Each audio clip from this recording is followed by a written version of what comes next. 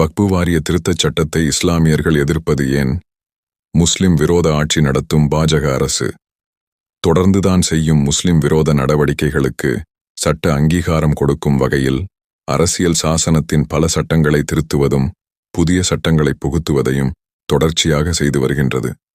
இவை அனைத்தையும் தேச நலன், மக்கள் நலன் என்ற போலியான பின்பத்தின் வாயிலாக நடைமுறைப்படுத்த முற்பட்டாலும் அதன் பின்னணியில் அப்பட்டமான முஸ்லிம் வெறுப்பும் முஸ்லிம்களின் போக்கும் தான் ஒளிந்திருக்கிறது என்பதை கடந்த காலங்களில் பாஜக ஆட்சியில் கொண்டுவரப்பட்ட பல கருப்பு சட்டங்களை உதாரணமாக சொல்லலாம்.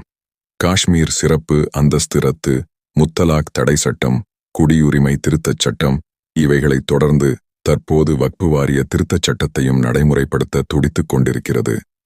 முஸ்லிம்களின் லட்சக்கணக்கான கோடிகள் மதிப்புள்ள சொத்துக்களை கவலிகரம் செய்வதற்காக அச்சரமிடும் இந்த வக்பு வாரிய திருத்தச் சட்டத்தை கடுமையாக